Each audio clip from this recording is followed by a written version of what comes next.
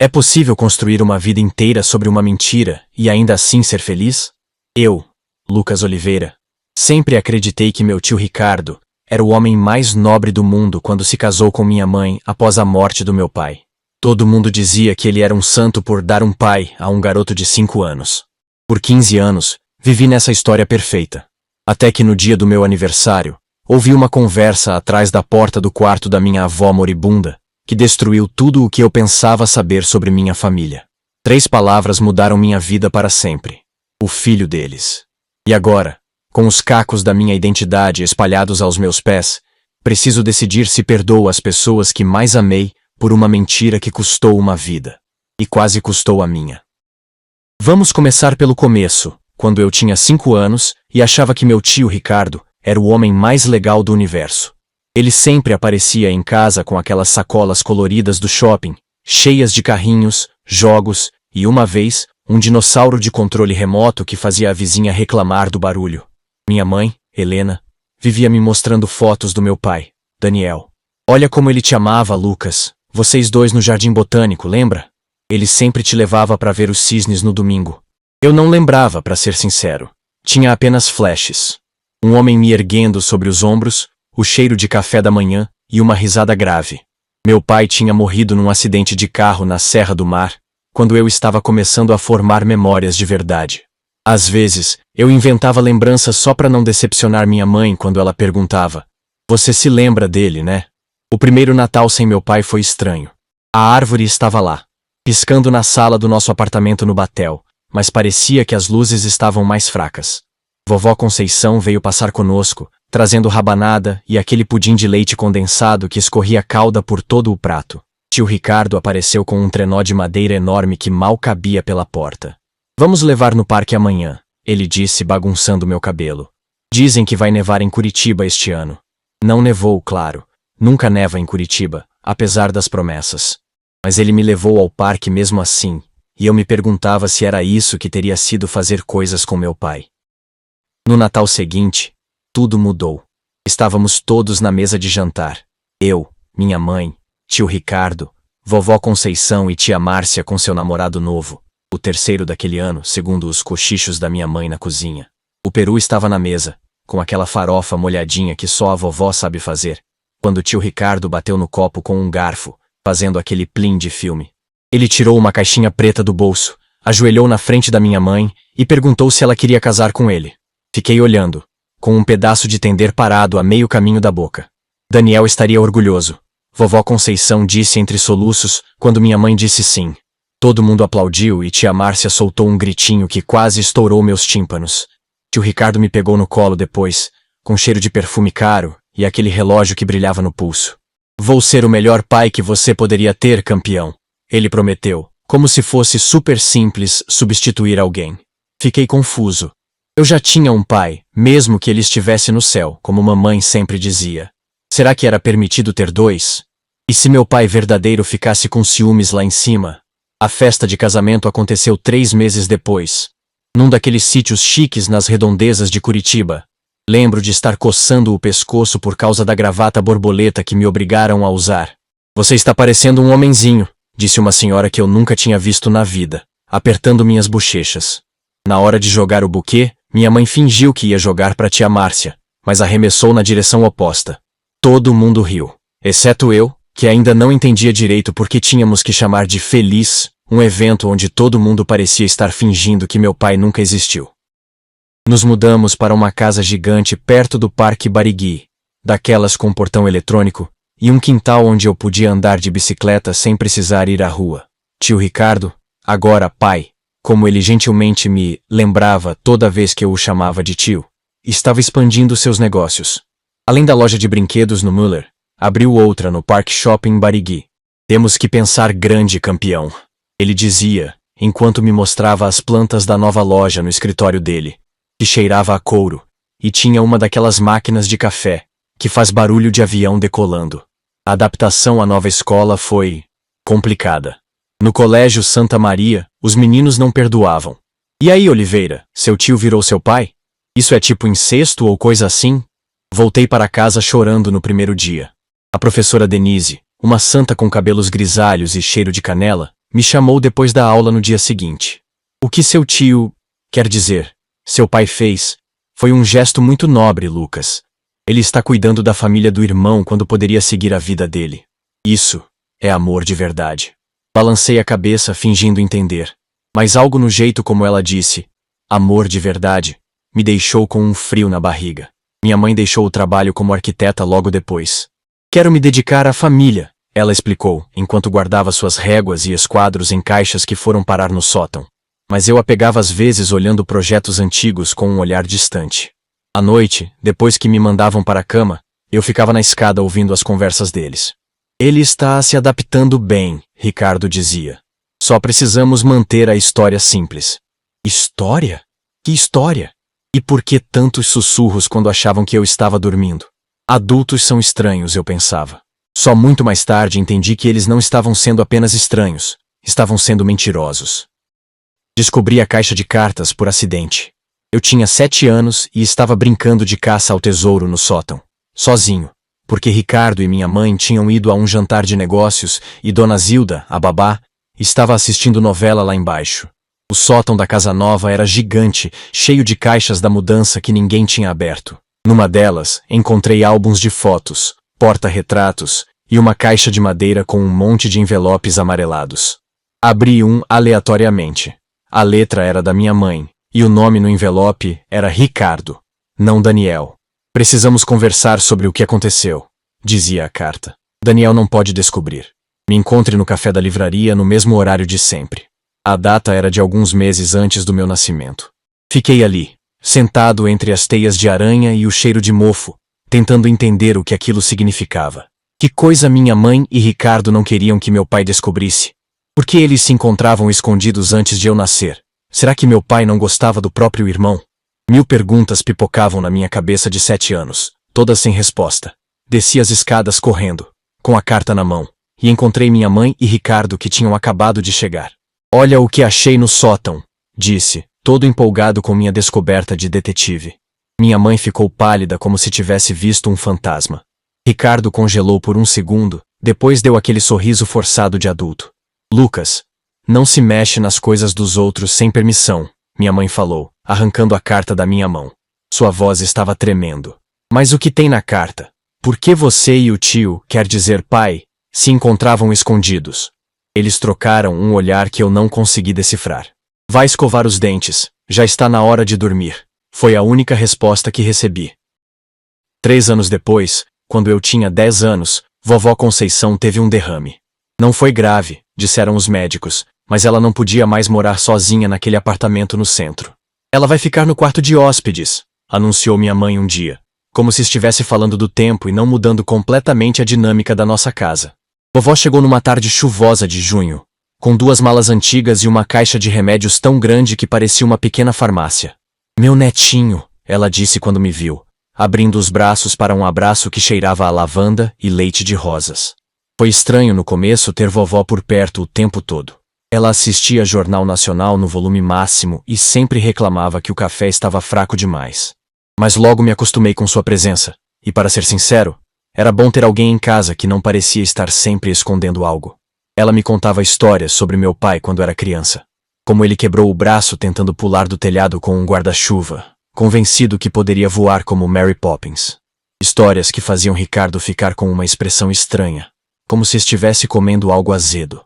Uma tarde, enquanto fazíamos um quebra-cabeça na sala, daqueles impossíveis com 1000 peças iguais de céu azul, vovó segurou meu rosto entre suas mãos enrugadas e disse: Você tem os olhos dele, sabia? Presumi que falava do meu pai, claro. Todo mundo diz que pareço com ele nas fotos, respondi orgulhoso. Vovó ficou me olhando por um tempo longo demais, como se quisesse dizer algo mais. Depois balançou a cabeça e voltou ao quebra-cabeça. Sim, as fotos. Ela murmurou. As fotos mostram o que queremos ver, não é mesmo?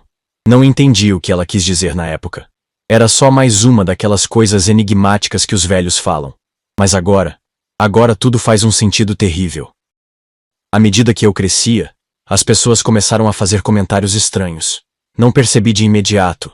Eram coisas sutis, ditas em voz baixa quando achavam que eu não estava ouvindo. É impressionante como ele tem o jeito do Ricardo, disse uma vez a tia Márcia para minha mãe durante um churrasco no Dia das Mães. Eu estava enchendo meu prato com farofa e linguiça quando ouvi. É engraçado como a genética funciona às vezes, não é? Ele é a cara do tio, não do pai. Minha mãe derrubou uma travessa de quindim no chão.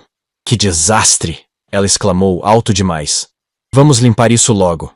Comecei a prestar mais atenção nos álbuns de família. Havia várias fotos minhas com meu pai. Eu no colo dele na praia. Nós dois no zoológico. Ele me ensinando a andar de triciclo. Mas percebi algo estranho. Todas começavam quando eu já tinha alguns meses. Cadê as fotos de quando eu era recém-nascido com o papai?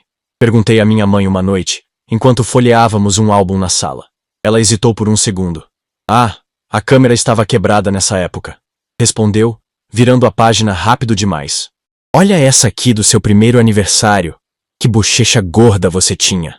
Durante um jantar, quando eu tinha 12 anos, comentei como achava engraçado que eu tinha as mesmas manias que Ricardo. O jeito de franzir a testa quando estava concentrado, a forma de organizar a comida no prato antes de comer. É porque você cresceu vendo seu pai fazer isso. Minha mãe respondeu prontamente. As crianças imitam quem convive com elas. Mas Ricardo ficou estranho, mexendo na comida sem comer. Não, ele disse de repente. Algumas coisas são no sangue mesmo. E então olhou para minha mãe de um jeito que fez o ar da sala ficar pesado. Algo estava errado, muito errado, e eu estava começando a juntar as peças de um quebra-cabeça que ninguém queria que eu completasse. Quando a professora Marisa anunciou o trabalho de história, senti um frio no estômago. Um projeto sobre suas raízes familiares, ela explicou, ajustando os óculos de aros coloridos que escorregavam pelo nariz. Quero que vocês montem sua árvore genealógica com fotos, histórias e curiosidades de pelo menos 3 gerações. Enquanto os outros alunos reclamavam ou comemoravam, eu fiquei paralisado na carteira, o lápis suspenso sobre o caderno. Como eu faria isso com uma família cheia de segredos e conversas interrompidas quando eu entrava na sala? Cheguei em casa decidido a encontrar o álbum de casamento dos meus pais, o primeiro casamento, com Daniel. Deve estar em alguma caixa no sótão, respondi quando minha mãe perguntou por que eu precisava dele. É para um trabalho da escola. Helena congelou por um segundo, a colher de mexer o molho ainda na mão. Ah, aquele álbum. Acho que se perdeu na mudança, filho. Tenho quase certeza. A forma como ela evitou meu olhar me disse tudo o que eu precisava saber. O álbum existia, mas ela não queria que eu o encontrasse. O que poderia haver nele que fosse tão terrível? Ricardo entrou na cozinha enquanto discutíamos. Trabalho sobre o quê? Ele perguntou, pegando uma uva do fruteiro. Quando expliquei sobre a árvore genealógica, ele e minha mãe trocaram um daqueles olhares. Sabe o que seria muito mais legal que uma árvore genealógica chata? Um projeto sobre jogos eletrônicos através das décadas, sugeriu, colocando a mão no meu ombro. Inclusive, estava pensando em te dar aquele PlayStation 5 que você queria. Entendi na hora. Estava sendo subornado para mudar de assunto. E isso só aumentou minha determinação de descobrir o que eles estavam escondendo. Foi nessa época que conheci Júlia. Ela era filha de Dona Cida, a governanta que vinha 3 vezes por semana arrumar a casa. Júlia tinha minha idade, mas frequentava o colégio estadual do bairro, não o Santa Maria. Nos fins de semana, quando Dona Cida precisava terminar alguma faxina extra, Júlia vinha junto e ficávamos conversando no quintal ou jogando videogame. Quero ser detetive quando crescer, ela me contou um dia, enquanto dividíamos um pacote de traquinas embaixo da jabuticabeira. Já resolvi o mistério de quem estava roubando as roupas do varal da vizinha. Era o cachorro dela mesma. Contei a Júlia sobre minhas suspeitas. As cartas estranhas, o álbum desaparecido, os olhares trocados entre minha mãe e Ricardo. Isso é muito suspeito mesmo, ela concordou, ajeitando os óculos redondos no rosto sardento. Precisamos investigar. E assim começou nossa operação secreta. Júlia tinha acesso ao computador da biblioteca pública e sabia como pesquisar arquivos de jornais antigos. Numa tarde de sábado, enquanto nossos pais achavam que estávamos jogando Uno na varanda, estávamos na verdade vasculhando notícias sobre o acidente do meu pai. O que encontramos foi estranho. Havia apenas uma pequena nota no jornal, sem detalhes sobre o acidente na Serra do Mar. Empresário Daniel Oliveira, 32 anos, faleceu ontem em acidente automobilístico. Deixa a esposa e um filho de 5 anos. Só isso. Nada sobre as circunstâncias, nenhuma foto do carro destruído, nenhum relato de testemunhas. É como se alguém quisesse que o acidente passasse despercebido, comentou Júlia, mastigando a ponta do lápis pensativamente. E olha isso aqui. Ela apontou para outro recorte que encontramos sobre o seguro de vida. A quantia paga à minha mãe era muito maior do que parecia normal. Com esse dinheiro dava para comprar umas 5 lojas de brinquedos. Júlia sussurrou. Lembrei que a segunda loja de Ricardo abriu pouco depois. Coincidência? Foi por acaso que descobri os remédios da minha mãe. Eu estava com dor de cabeça depois de uma aula de educação física particularmente brutal. O professor Marcão achava que pré-adolescentes deveriam treinar como se estivessem se preparando para as Olimpíadas. Abri o armário do banheiro procurando um Dorflex e encontrei, escondida atrás das caixas de band-aid e antisséptico, uma caixinha azul de remédio controlado. Tarja preta. Ansiolíticos, dizia no rótulo. Receitado para Helena Oliveira, data de 3 meses atrás, com 2 renovações de receita. Minha mãe sempre pareceu tão controlada, tão perfeita com seu cabelo sempre arrumado, e suas blusas de seda impecáveis. A ideia dela precisando de remédios para a ansiedade me chocou. O que a deixava tão nervosa que precisava de medicação? Naquela mesma noite, quando deveria estar dormindo, desci silenciosamente as escadas e parei no corredor escuro, perto da porta do escritório onde Ricardo e minha mãe conversavam. Ele está crescendo, Helena. Vai começar a fazer perguntas. Já está fazendo. A voz de Ricardo soava tensa, preocupada. Aquele projeto da escola foi por pouco. Nunca devíamos ter voltado para Curitiba, respondeu minha mãe, a voz embargada como se estivesse chorando. Aqui tem muita gente que conheceu Daniel, que sabe sobre nós. Deveríamos ter ficado em São Paulo depois do... Ela não terminou a frase, mas não precisava. Depois do acidente. Ou seria depois do casamento deles? Fiquei ali, imóvel no corredor escuro, sentindo como se estivesse flutuando fora do meu corpo. Quem eram essas pessoas que eu chamava de pais? E o que eles tinham feito que era tão terrível que precisava ser escondido a todo custo? Numa manhã de domingo, tomei coragem. Estávamos tomando café na varanda. Waffles com geleia de morango, o cheiro de café fresco no ar, passarinhos cantando no jardim. Uma cena perfeita de família feliz.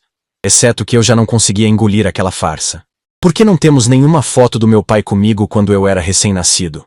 Perguntei diretamente, encarando primeiro minha mãe, depois Ricardo. O garfo de Ricardo parou a meio caminho da boca. Minha mãe derrubou um pouco de café na toalha branca da mesa.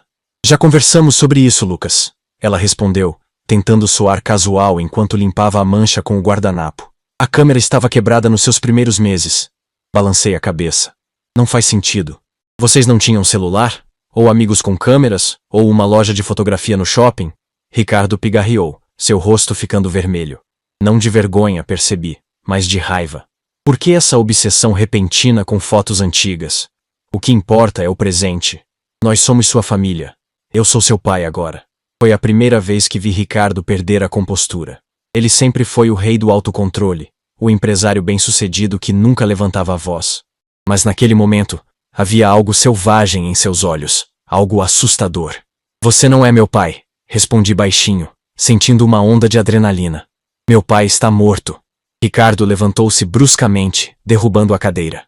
Para o seu quarto. Agora. Obedeci. Mas não sem antes ver as lágrimas nos olhos da minha mãe. Corri para o computador e pesquisei sobre acidentes na Serra do Mar de 15 anos atrás. Não encontrei nada sobre Daniel Oliveira. Era como se ele nunca tivesse existido. Ou como se alguém tivesse apagado todos os rastros. Vovó Conceição piorou quando eu tinha 14 anos. Outro derrame, mais grave desta vez. Ela não tem muito tempo, ouvi o Dr. Medeiros dizer a Ricardo no corredor do hospital. Quando ela voltou para casa, precisava de cuidados em tempo integral. Contrataram uma enfermeira, Dona Neide, que ficava com ela durante o dia. À noite, nos revezávamos para fazer companhia. Numa dessas noites, entrei silenciosamente no quarto dela para verificar se precisava de algo, e a encontrei acordada, mexendo em uma gaveta da cômoda. Vó, precisa de ajuda? Perguntei, acendendo o abajur. Ela virou-se rapidamente, escondendo algo sob o cobertor. Lucas, meu netinho. Ela sorriu, mas seus olhos estavam alertas. Só estava procurando meus óculos. Aproximei-me da cama, e vi o que ela tentava esconder. Minha certidão de nascimento. Por que a senhora está olhando isso? Perguntei confuso. Ela segurou minha mão entre as suas, tão frágeis que eu podia sentir cada osso sob a pele fina. Guardando os segredos certos, meu netinho. Ela respondeu enigmaticamente. Algumas verdades precisam esperar o momento certo. Quis perguntar mais, mas ouvimos passos no corredor. Ricardo e minha mãe apareceram na porta, como se tivessem um radar para conversas privadas entre mim e vovó. Está tudo bem aqui? Perguntou Ricardo, olhando suspeitamente para o papel meio escondido no cobertor. Ótimo, respondeu vovó com um sorriso doce demais. Lucas só veio me dar boa noite. O jeito como eles monitoravam cada interação minha com vovó Conceição me fez perceber que ela sabia algo. Algo grande. E eles temiam que ela me contasse. Mas o quê? Meu aniversário de 15 anos caiu numa sexta-feira. Minha mãe contratou um buffet, decoração de futebol. Embora eu já tivesse superado essa fase há anos. E convidou a família toda e alguns amigos da escola. Até Júlia foi convidada, para minha surpresa. Precisamos manter as aparências. Ouvi minha mãe dizer a Ricardo quando questionou a presença da menina da faxineira. Como se meu aniversário fosse apenas mais uma encenação. Mais uma peça no teatro que era a nossa vida. Eu deveria estar animado. 15 anos. Uma festa, presentes. Mas só conseguia pensar no que Júlia e eu tínhamos descoberto nas últimas semanas. Na manhã do meu aniversário, encontrei minha mãe no corredor, saindo do quarto de vovó Conceição. Seus olhos estavam vermelhos. Aconteceu alguma coisa? Perguntei, ainda de pijama. O cabelo apontando em todas as direções. Ela tentou sorrir, mas não conseguiu. Vovó não está bem, querido. O doutor Medeiros está vindo. Senti um aperto no peito. Gostava muito da minha avó, com seu jeito misterioso e suas histórias sobre o passado. E tinha a sensação terrível de que ela era a única pessoa que poderia me dizer a verdade sobre nossa família. O médico chegou por volta das 10, com sua maleta de couro e expressão grave. Depois de examinar vovó, reuniu todos na sala. Menos eu, claro. Porque aparentemente 15 anos ainda não era idade suficiente para ouvir verdades difíceis. Mas eu já era especialista em ouvir conversas às escondidas. É questão de horas, ele disse a meus pais. Se vocês têm algo importante para dizer a ela, é melhor fazer agora. Algo importante? O que eles precisariam dizer a uma senhora morrendo que fosse tão urgente? Ou seria o contrário? O que vovó Conceição poderia querer dizer antes de partir? Um calafrio percorreu minha espinha. A tempestade estava chegando, eu podia sentir. A festa estava programada para começar às 5. Mas às 3 da tarde nossa casa já parecia um formigueiro. Garçons de colete preto ajeitavam mesas no jardim, o DJ testava o som, e minha mãe corria de um lado para o outro checando detalhes com a organizadora. Ninguém parecia lembrar que era o meu aniversário, ou que vovó Conceição estava morrendo no quarto de hóspedes. Exceto Ricardo, que sumiu depois da visita do médico. Encontrei-o subindo as escadas com uma expressão tão sombria que quase não o reconheci. Sua mãe está com vovó, ele disse antes que eu perguntasse. É melhor não incomodar agora. Óbvio que não obedeci. Subi silenciosamente as escadas, pisando naqueles degraus específicos que não rangiam. Um conhecimento que adquiri em anos de espionagem doméstica. A porta do quarto de vovó estava entreaberta. Apenas uma fresta. Posicionei-me ali. Respiração controlada. Coração martelando contra as costelas. Ouvi a voz fraca dela primeiro. Sempre soube, Helena. Uma pausa. Sempre soube que o menino era filho de vocês dois. Congelei. Filho de quem? Do que ela estava falando? Daniel descobriu também, continuou vovó. Aquele acidente não foi acidente. Senti o sangue fugir do meu rosto. Seu irmão se matou, Ricardo. Deixou uma carta dizendo que não suportava criar o filho do próprio irmão. O mundo parou. Literalmente parou. O ar ficou pesado demais para respirar. As vozes distantes demais para compreender. As palavras de vovó ecoavam na minha cabeça como um mantra insano. O filho do próprio irmão. O filho do próprio irmão. Eu. Ela estava falando de mim. Ricardo não era meu tio que virou meu padrasto. Ele era meu pai biológico. E Daniel, o homem que eu passei a vida inteira chamando de pai, cujas fotos eu venerava, por quem eu chorava nas noites solitárias, tinha se matado por minha causa. Não, por causa deles. Por causa da traição. A porta se abriu de repente e lá estava eu, paralisado no corredor, com o rosto tão branco que poderia ser confundido com as paredes. Minha mãe? Será que ainda podia chamá-la assim? Deixou escapar um som estrangulado, meio gemido, meio grito. Ela caiu de joelhos à minha frente tentando segurar minhas mãos. Lucas, podemos explicar? Recuei como se seu toque queimasse. Ricardo apareceu atrás dela, pálido como nunca o vi. Vovó Conceição, da cama, me olhava com uma expressão de pena infinita. Eu só queria que você soubesse a verdade antes que eu partisse, meu querido. Ela sussurrou. Algumas mentiras são pesadas demais para carregar para o outro lado. Fugi. Corri pelo corredor, desci as escadas tropeçando, ignorando os chamados desesperados da minha mãe. No jardim, os preparativos para a festa continuavam alheios ao apocalipse pessoal que eu estava vivendo. Ei, aniversariante! Onde colocamos a mesa de doces? Perguntou a decoradora com um sorriso plástico. Passei direto por ela, esbarrando em um garçom que equilibrava uma bandeja de salgadinhos. Tranquei-me no meu quarto, deslizando contra a porta até sentar no chão, abraçando os joelhos. Como era possível? Como cada momento da minha vida tinha sido uma mentira elaborada. As batidas na porta começaram quase imediatamente. Lucas, filho, por favor. Era a voz de Ricardo. Não, meu pai biológico. Meu pai. A palavra agora tinha um significado completamente diferente. Contaminado, distorcido. Vá embora! Gritei, a voz embargada por lágrimas que nem percebi que estava derramando. Levantei-me num impulso, peguei o porta-retrato com a foto de Daniel, o homem que pensei ser meu pai, e arremessei contra a parede. O vidro estilhaçou com um som satisfatório, espalhando cacos brilhantes pelo carpete. Vocês mentiram para mim a vida toda. Acusei, sabendo que eles podiam me ouvir através da porta. E ele se matou por causa de vocês. A maçaneta girou. Eu tinha esquecido de trancar. Ricardo entrou, seguido por minha mãe. Seu rosto maquiado estava manchado de lágrimas e rímel preto. Parecia uma pintura expressionista distorcida pela chuva. Ricardo, normalmente tão controlado, estava visivelmente abalado, os olhos vermelhos, as mãos trêmulas. Seu pai... Daniel... Ele te amava, Lucas, ele disse, a voz quebrando. Ele sabia no final, mas te amava mesmo assim. Minha mãe se aproximou, cautelosa como se eu fosse um animal selvagem prestes a atacar. Foi um erro terrível, ela sussurrou. Ricardo e eu... Nós nos amávamos desde adolescentes, mas nossas famílias nos separaram. Quando nos reencontramos, eu já estava namorando Daniel. Aconteceu uma vez. Apenas uma vez. Sentei na beirada da cama, atordoado demais para continuar em pé. A festa, lá embaixo, começava a ganhar vida. Podia ouvir a música, as vozes, as risadas. Um universo paralelo, onde tudo continuava normal, enquanto meu mundo implodia. Vocês deixaram ele se matar achando que eu não era filho dele? A pergunta saiu como uma acusação. Um chicote verbal que fez minha mãe recuar como se tivesse sido atingida fisicamente. O silêncio que se seguiu foi constrangedor, preenchido apenas pela batida grave da música que vibrava pelo assoalho. Não sabíamos que ele tinha descoberto. Ricardo finalmente respondeu, sentando-se na cadeira da escrivaninha, parecendo subitamente envelhecido. Achamos que o acidente tinha sido... só um acidente. Ele passou a mão pelo rosto, um gesto que já vi 1000 vezes, mas que agora reconheci como meu próprio hábito quando estou nervoso. Genética. Sangue. A verdade estava literalmente escrita no meu rosto, nos meus gestos, no meu DNA. Como fui tão cego?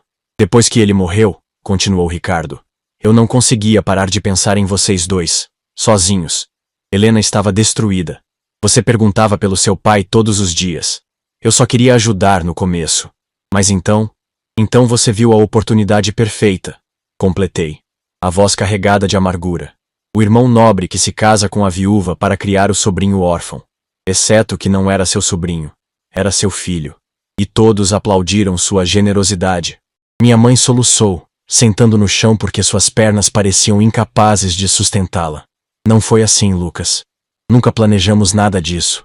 Quando descobri que estava grávida, já estava com Daniel há quase 2 meses. Podia ser dele. Eu rezava para que fosse. Ela parecia tão pequena, tão frágil naquele momento. Mas quando você nasceu, quando vi seu rostinho, soube imediatamente. E acho que, no fundo, Daniel também soube. Vovó Conceição faleceu às 23h17 do dia do meu aniversário de 15 anos. Os convidados já tinham ido embora, muitos confusos com minha ausência na própria festa. Lucas não está se sentindo bem, foi a desculpa oficial. Tecnicamente, não era mentira. Eu me sentia como se tivesse sido atropelado por um caminhão, depois jogado de um penhasco, para então ser devorado por piranhas.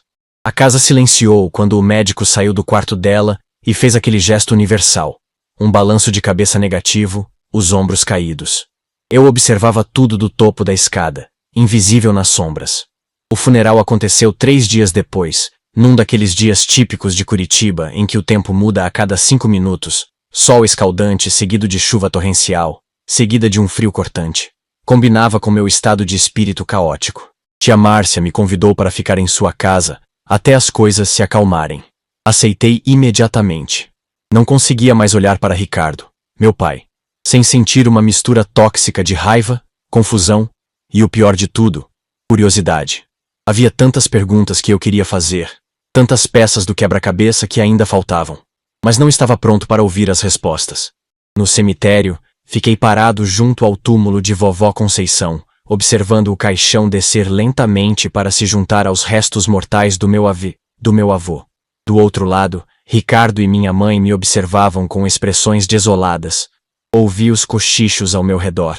Que garoto corajoso, disse uma senhora que nunca vi na vida. Perder o pai tão jovem e agora a avó. Se ela soubesse. Tia Márcia colocou um braço protetor ao redor dos meus ombros. Vamos para casa, Lucas. Você pode ficar conosco o tempo que precisar. Olhei uma última vez para Ricardo e minha mãe. Eles não tentaram se aproximar, respeitando o abismo que agora existia entre nós. Um abismo cavado por anos de mentiras e que naquele momento parecia impossível de atravessar. A casa da tia Márcia era um apartamento apertado no Água Verde, cheio de gatos e plantas. Ela vivia sozinha desde que o último namorado, um dentista com uma coleção impressionante de bonsais, a deixou por sua assistente. O quarto de hóspedes é seu pelo tempo que precisar, ela disse, mostrando um cubículo que mais parecia um armário grande com uma cama de solteiro. Não me importei. Era bom estar longe daquela casa de mentiras, longe dos olhares culpados e das explicações insuficientes. Passei a primeira semana quase sem falar, respondendo apenas com monossílabos quando tia Márcia tentava puxar conversa. Na sexta-feira após o funeral, enquanto arrumava minhas coisas na mochila que tia Márcia trouxe da minha casa, ela foi buscar, eu me recusei a colocar os pés lá. Encontrei um envelope que não estava ali antes. Era antigo, amarelado, com meu nome escrito na frente. Para Lucas. Numa caligrafia que eu não reconhecia. Dentro havia uma carta, datada de 3 dias antes da morte do meu pai. Não do meu pai biológico, Ricardo. Do meu verdadeiro pai, Daniel. Porque independente do que o teste de DNA pudesse dizer, ele foi quem escolheu me amar, sabendo a verdade. Lucas, começava a carta. Não importa o que aconteça, ou o que você descubra um dia. Saiba que ser seu pai foi a maior alegria da minha vida. Algumas verdades são difíceis demais. Escolhi te amar. E isso é mais importante que qualquer coisa. As lágrimas embaçaram minha visão, manchando o papel já envelhecido. Como esta carta tinha chegado até mim? Só podia ter sido vovó Conceição. Ela deve ter guardado todos esses anos, esperando o momento certo. Ou talvez temendo que nunca houvesse um momento certo. Você pode não ter meu sangue, mas tem meu coração, continuava a carta. E se algum dia você descobrir tudo, espero que entenda que o amor é uma escolha, não um acidente genético. Quem é Lucas Oliveira? Essa pergunta me assombrava enquanto eu fitava o teto descascado do quarto de hóspedes da tia Márcia nas longas noites insones. Filho de quem? Do homem que me deu seu DNA e depois se casou com minha mãe sob falsas pretensões de nobreza? Do homem que me criou sabendo que eu poderia não ser seu filho biológico, que me amou mesmo assim, e que acabou tirando a própria vida quando a verdade se tornou insuportável? Ou da mãe que mentiu por 15 anos, que construiu nossa vida familiar sobre uma fundação de areia? As mentiras doíam, claro. Mas o que me destruía aos poucos era pensar em Daniel, no que ele deve ter sentido ao descobrir, no desespero que o levou a planejar um acidente, na carta que deixou e que ninguém nunca mencionou. Será que ele me odiava no final? Ou será que, como dizia na carta que vovó guardou, ele realmente tinha escolhido me amar apesar de tudo? E Ricardo, eu o odiei inicialmente com toda a força do meu ser. Mas à medida que os dias passavam, lembrei de momentos genuínos. Ele me ensinando a andar de bicicleta, comemorando quando fiz meu primeiro gol no futsal, ficando acordado a noite toda, quando tive aquela febre terrível aos 9 anos. 2 semanas depois, recebi uma mensagem de Júlia. Tudo bem? Estou preocupada. Respondi com um convite para tomar um chocolate quente na cafeteria perto do apartamento da tia Márcia. Ela apareceu com o cabelo recém-pintado de roxo e 1 milhão de perguntas. Contei tudo. Ela ouviu sem interromper, os olhos arregalados atrás dos óculos redondos. Uau! Foi tudo que conseguiu dizer quando terminei. Depois de um longo silêncio. O que você vai fazer agora? Olhei pela janela, observando as pessoas passarem na calçada. Todas com suas próprias histórias complicadas, imagino. Não sei. Respondi honestamente. Como você perdoa algo assim? Como segue em frente sabendo que sua vida inteira foi uma farsa? Júlia pegou minha mão sobre a mesa. Talvez não tenha sido tudo uma farsa. Talvez o amor fosse real, mesmo construído sobre mentiras.